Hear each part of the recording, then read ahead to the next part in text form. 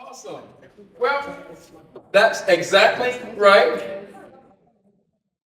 So my background in aquaponics, as I stated earlier, um, in 2015, um,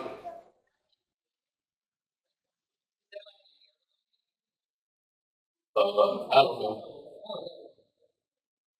So, 2015, I got introduced to aquaponics through the YMCA in Atlanta, the Young YMCA. I had been there maybe 10 years as a natural science teacher, math, chemistry, physics, statistics, anything math or science. I love it. I love teaching youth just to show them how easy it is. I didn't really have any good math and science teachers coming up, so once I understood it as my passion. So in that position, I happened to hear something about aquaponics. I hadn't really heard about that before. Although my background is in biology, chemistry minor out of college, um, but I had never heard of aquaponics. So I went to Texas. There's a farm there called Lily Pad Farms. It's in San Marco, Texas.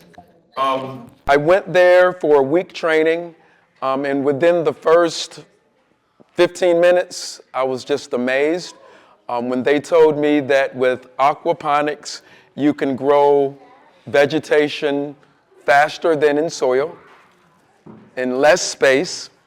And me being a mathematician, and I'm an entrepreneur, so I thought about that, and I said, wait a minute, it grows faster, it's less space, especially since we're facing, as we all know, a rapid population boom in the world.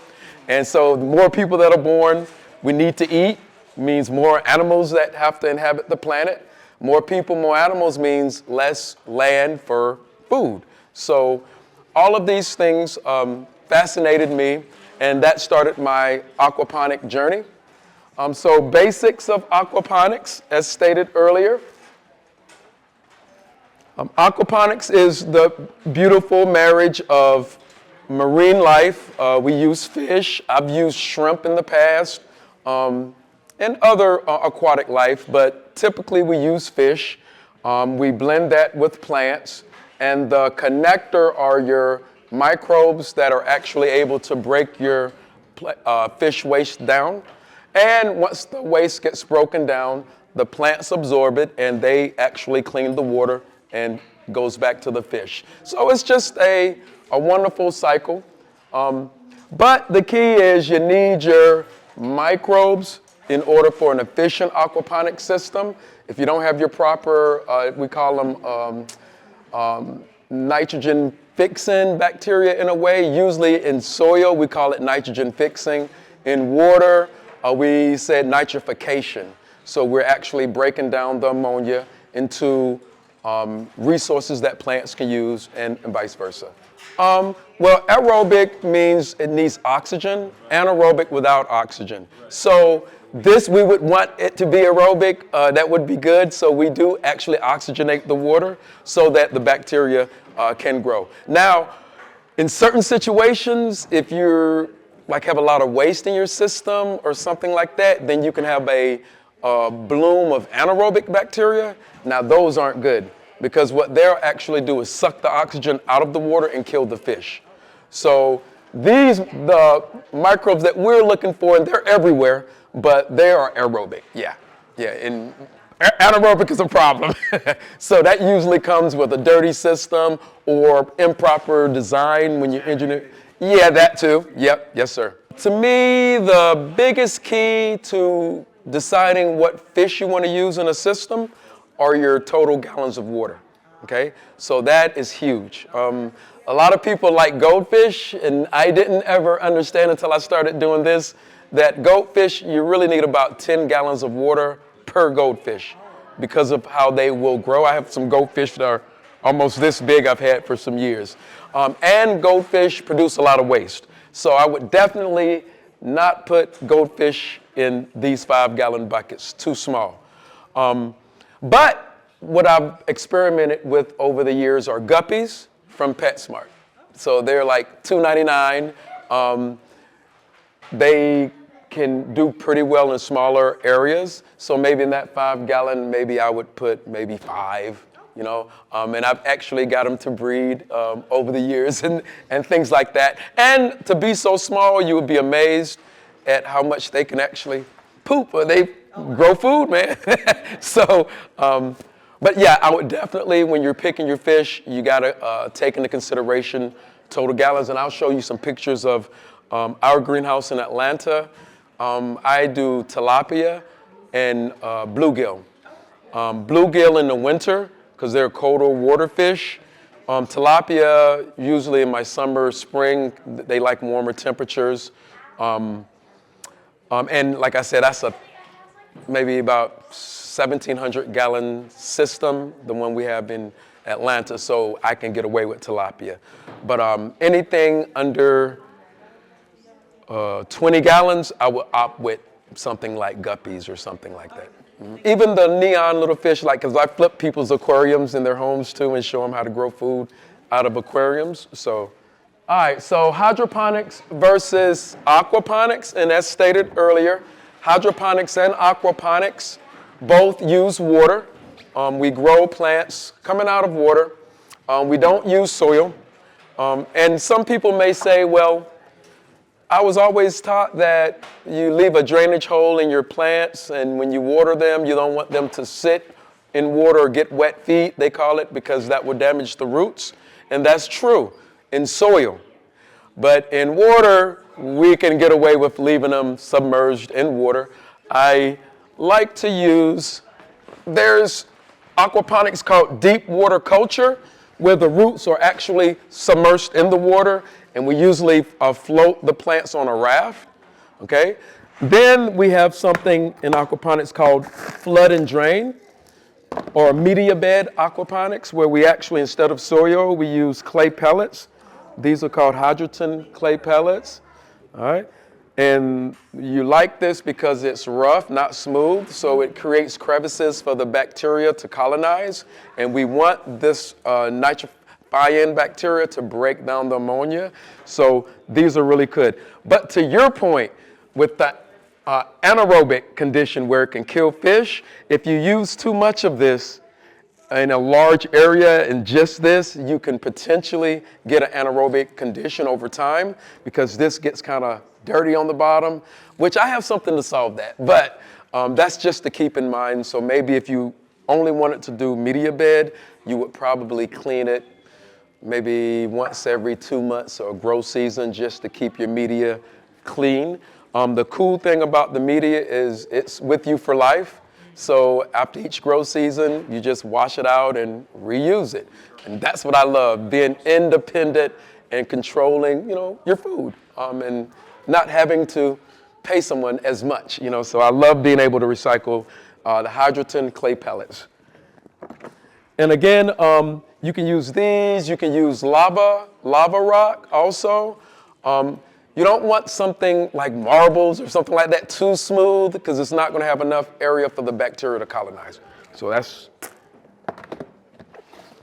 questions? No? Okay, I'm gonna hurry up. We're gonna get to building. I'm not gonna take too much longer.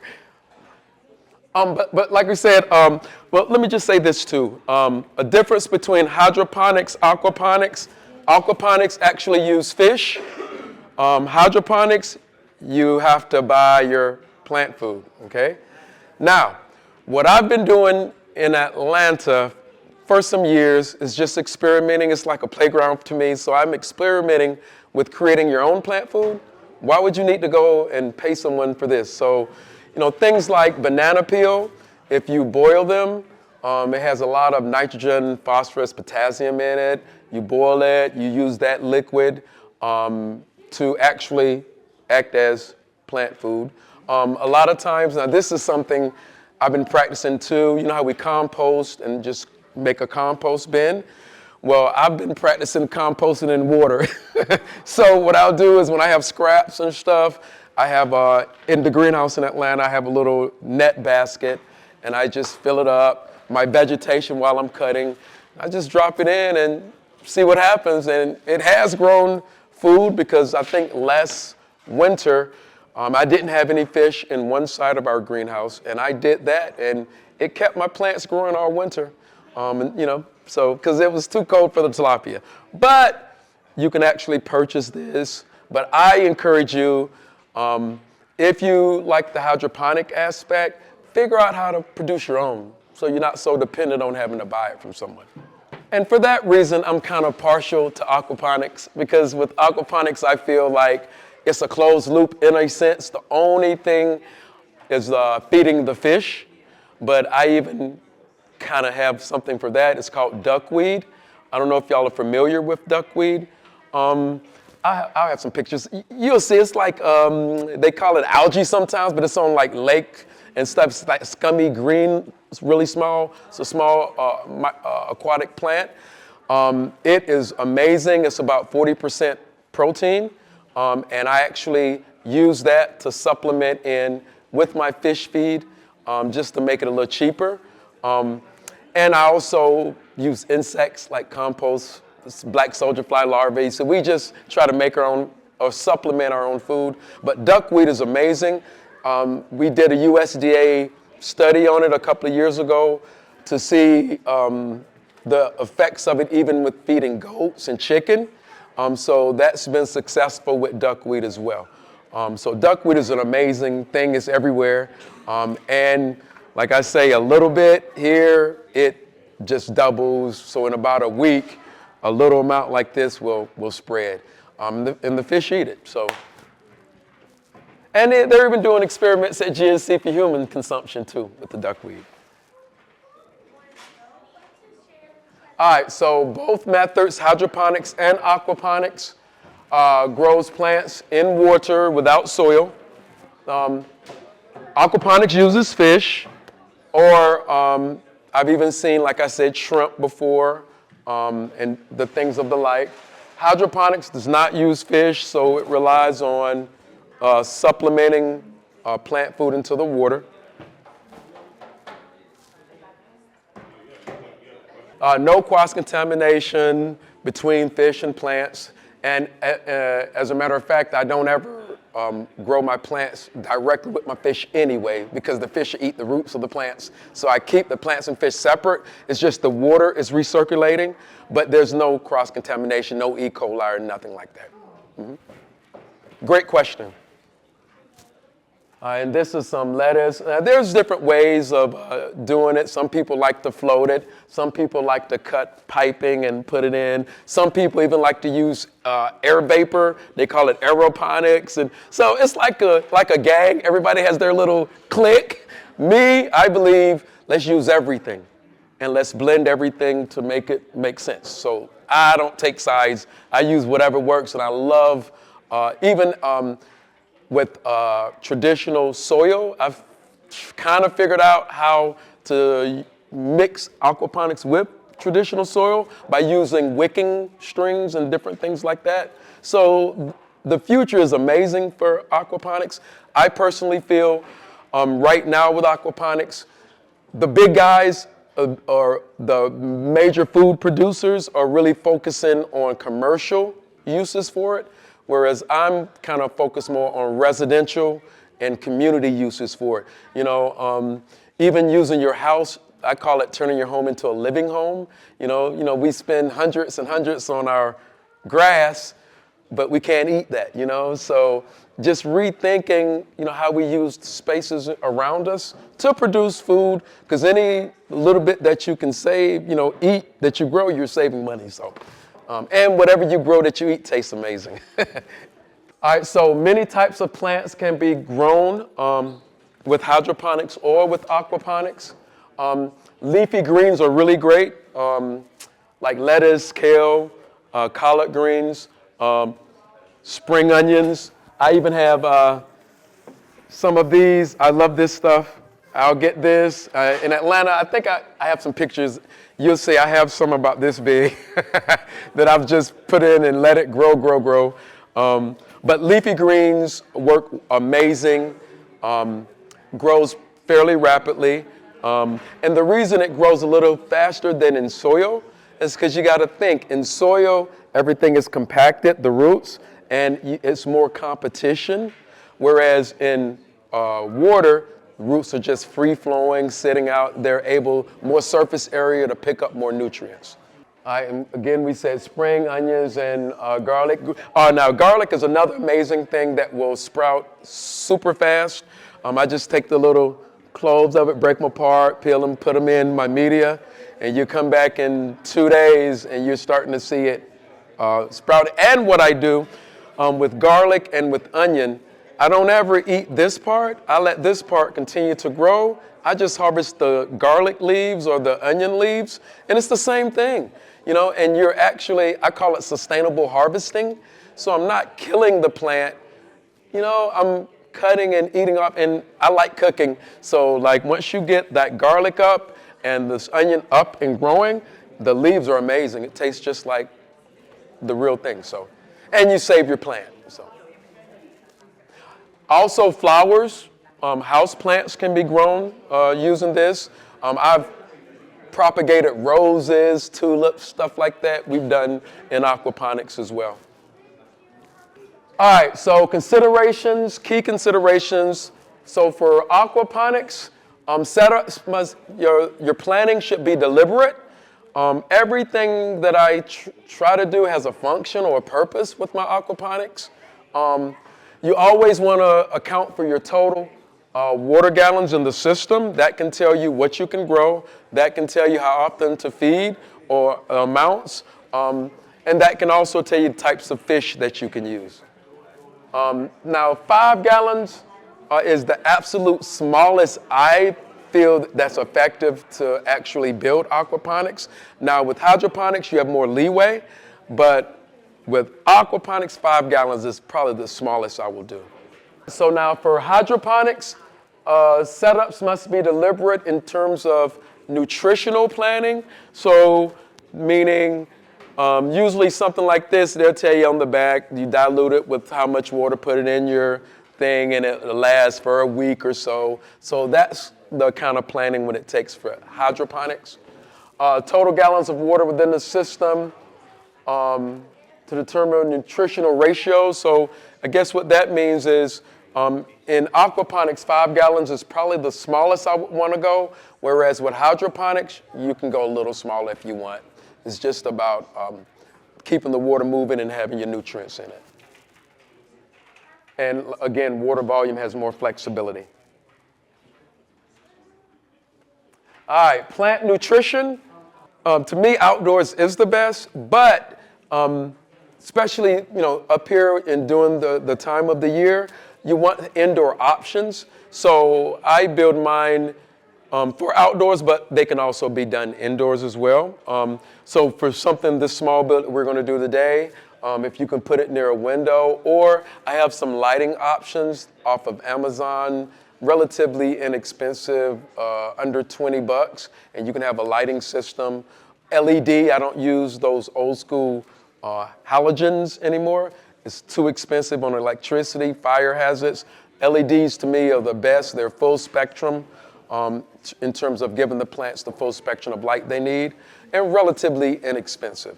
So outdoors is always the best, especially for commercial. But for residential, indoors is cool. Now I'm involved in a project in Atlanta where they're actually building out a huge commercial aquaponics setup, and I don't think it's going to work. No one has asked me, and so I'm just looking at it like, and the reason I say that is when you're doing commercial setups, then in terms of business, you want to keep your overhead low. So why would you build a roof if you were growing food? And that's what they did. And I just don't see it working because it's going to be too expensive for the lighting and all of these auxiliary costs when you're trying to do a business. The way I design my builds, I don't care if it's a 5-gallon build or if it's a 5,000-gallon build, I only use one pump. Just one pump, and I use gravity as my friend.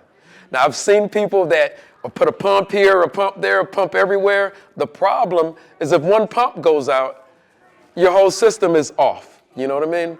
And then the cost.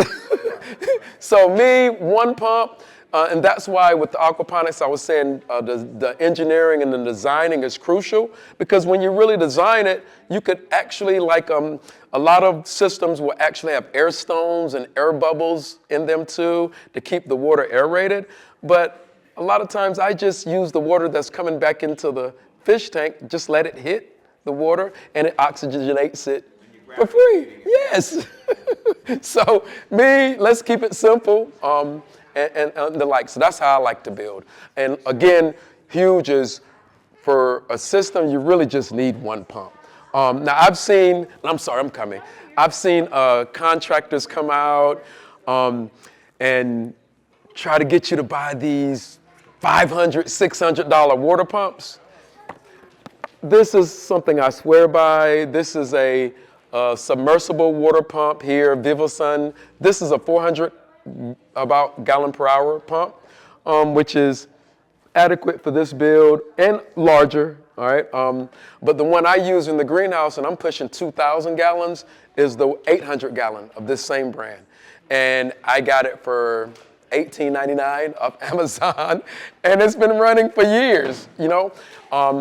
When I started, you know, we had a consultant come in and tell us all this stuff, and he had us buy this huge water pump, and it kept breaking. And so I just use this, and it works better. So, you know, a lot of times I feel with aquaponics, people want to throw money at it and thinking that's going to be better, when it's not really about the money, it's about the engineering and the design, you know, so, yeah.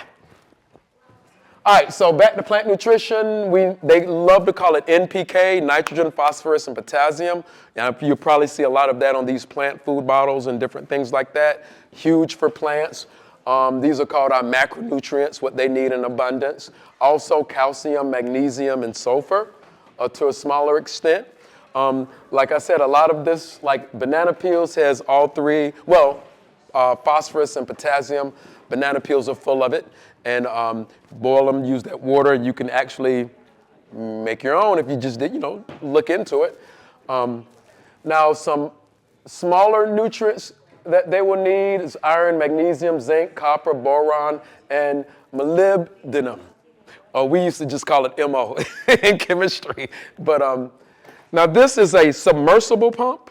All right, so these pumps go in water, and what it does is, number one, it creates water movement so the water doesn't get stagnant.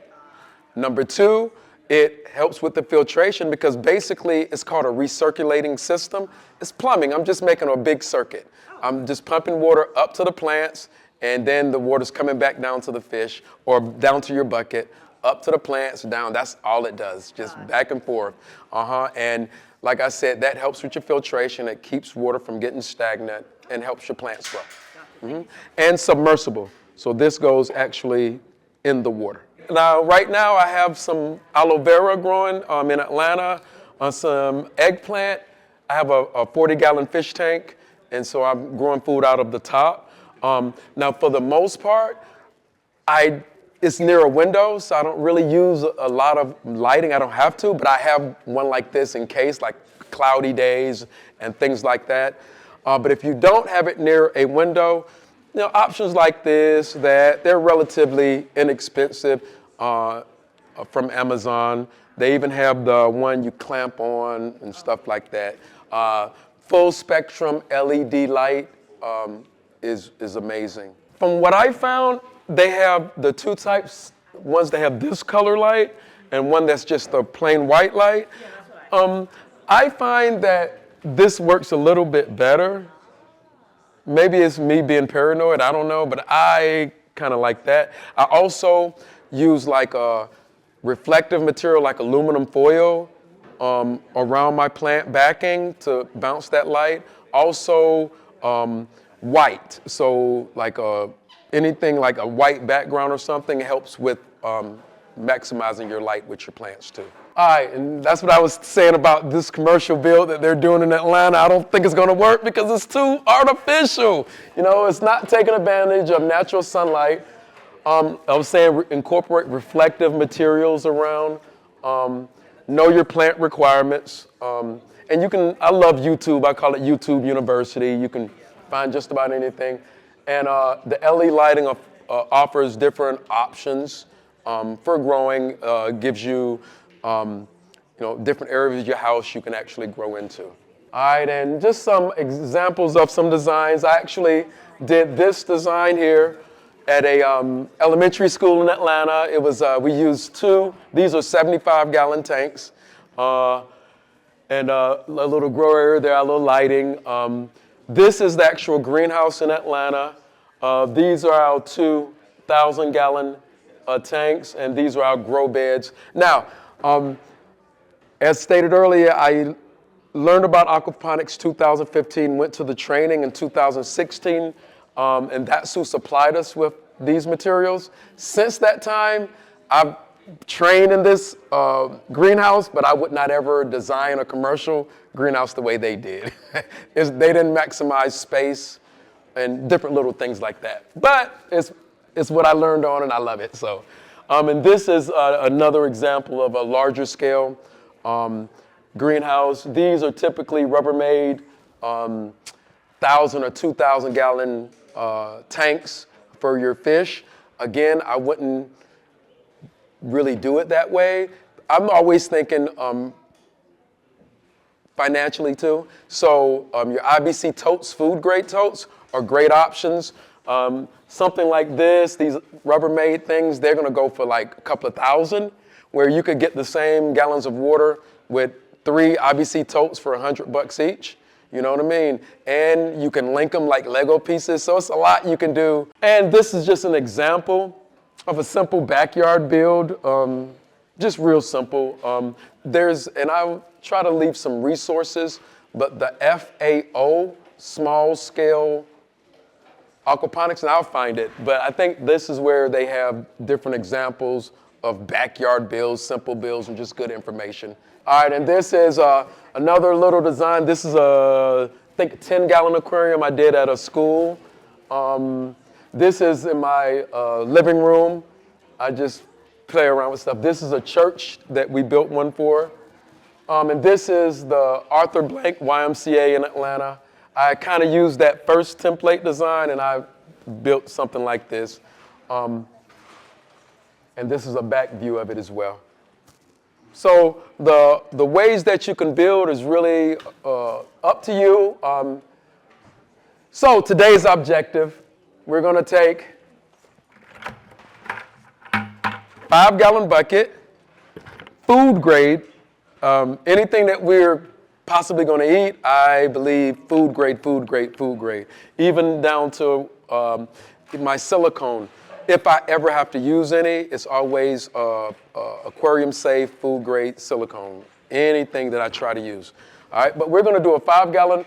And the cool thing about this build, it's going to be aquaponic or hydroponic, okay? It's dual.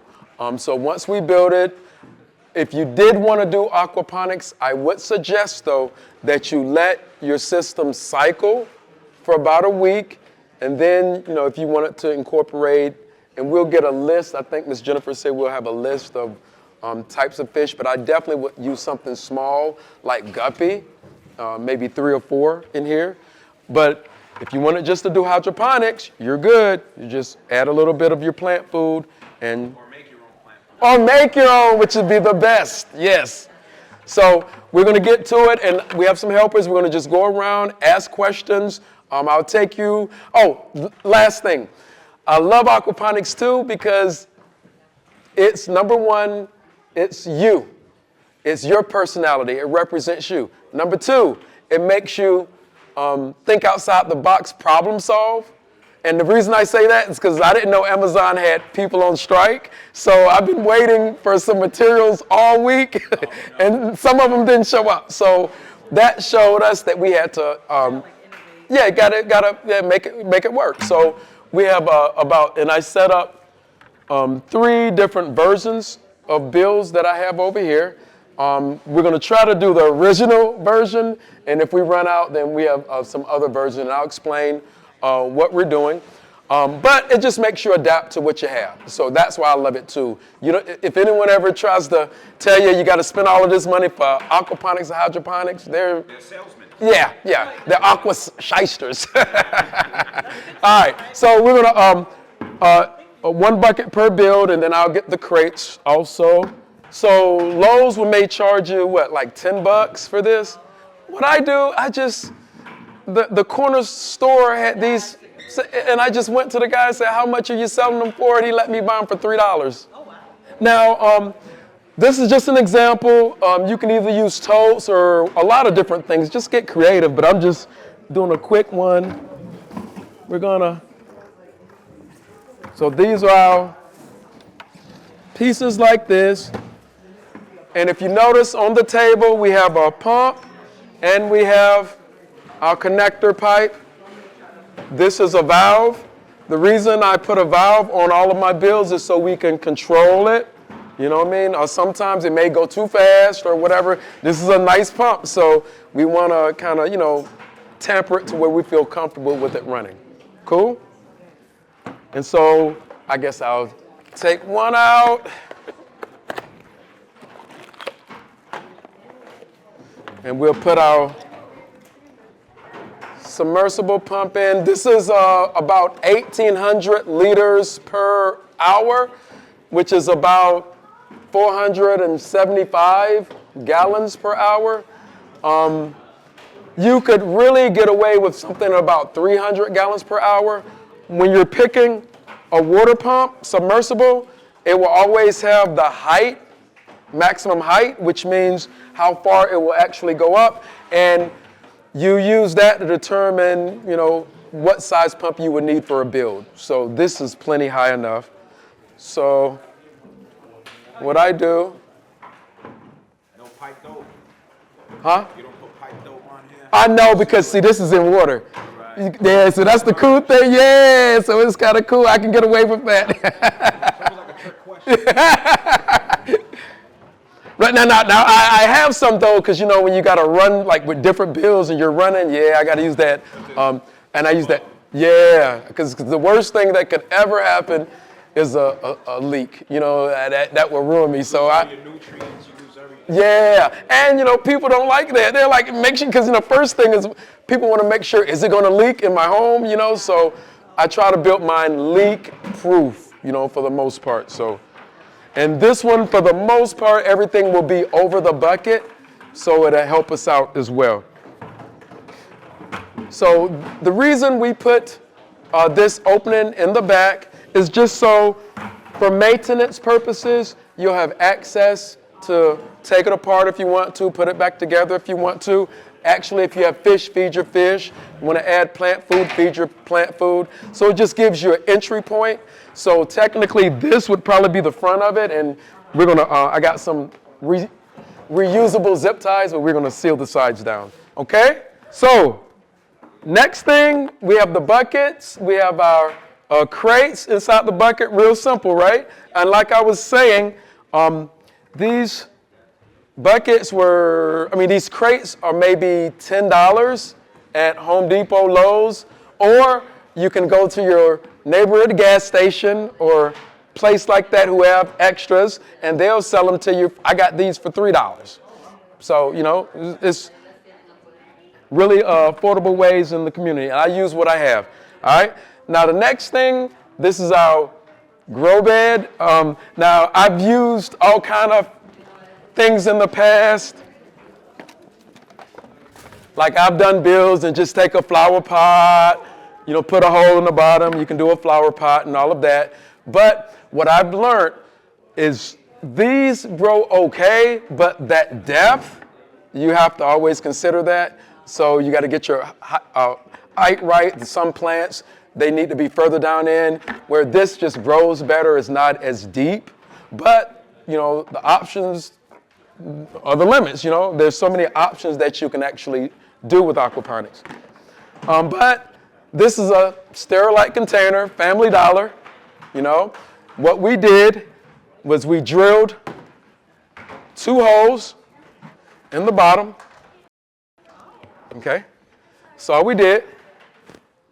Okay, and this is how Amazon got me today. I have they're saying 15 more coming as we speak, and I'm like, it's too late. But these are called uniseals. Okay, I really like the uniseals because you put your hole, You pop it in, and when you put your piping through, wait, did I have one that I already put through? Yeah, it's in that little white. Oh, yeah, but I didn't put anything in it yet. Well, we'll put one in. All right, so pop it in, put your pipe through, you're good. Now this here is called a bulkhead fitting. All right, they accomplish the same thing. Uniseal or bulkhead fitting do the same thing, which is makes it waterproof, watertight. I like the uniseals. They're just quicker, pop in, keep it moving. Bulkhead fittings are okay. They're probably cheaper than the uniseals. Now, worst case scenario, you could just make your own. That's how I started. I had to learn how to make my own. And then once I learned, I'm like, I'll just use uniseals. But you can always make your own out of just PVC piping. All right? Which size? Sir? Which size? Size? All right, so this is a half-inch bulkhead. This is a half-inch as well. Now, for the half-inch bulkhead, you do want I'm going to say 3/4 inch drill bit, your circle saw drill bit. But they're in. Yes. Let them know that there's two different ones. Right. Yeah, okay. And Two different ones you're gonna pass out. right. All right, so let me bring this. All right, so because Amazon was playing with my emotions, and I know, so we had to do two designs, or here's the one I was looking for. All right. This is one design and the other. If you notice, this has two uniseals in it. This has a uniseal and a bulkhead. All right. Same thing, but this is how that works. Cool? So what I'm going to do, and we're going to do one by one, is in order to get your pipe into this uniseal, if you try to force it, you can actually break the container. It's really hard because once you push it in, the pressure of the pipe is going to make it waterproof. So what I use vegetable oil, and it helps me as a lubricant. So now, I'm going to put this one here for you and just show you what I'm doing. Make sure this is, I'm coming from the bottom. Okay, and then we're gonna connect it, yep. Like that. All right, now we're gonna have to get, now this is intake, this is your outtake, okay? Now the outtake, intake I'm gonna leave like this. So, now we're gonna have your intake, we need your outtake. All right, so probably maybe about a foot. Oh yeah, that's my best friend, the PVC cutter. All right, now the tricky part, because this was driving me crazy when I first started, is trying to put our piping in these uniseals, okay? Just take this out for right now. All right, so to put that piping in a uniseal, get a little bit of vegetable oil. All right. All right, thank you. And I try to support the back of it. Yeah. Now, I highly suggest some vegetable oil because if not, you're going to be here and then you could break the container. And it just makes it a lot easier. Now, if you notice, on our top, we have two holes also cut. Okay? So, we go like this, sits there, and this.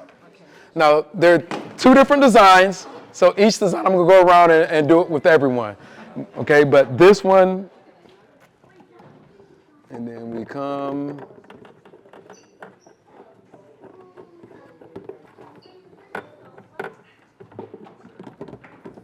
All right, and we're good, okay? And then I have some reusable zip ties that we just put on the side that give this stability and clamp it down. So we're gonna jump and get those in a moment, but we just wanna make sure everything's looking good. And we're gonna fill this up with the clay media, our hydrogen.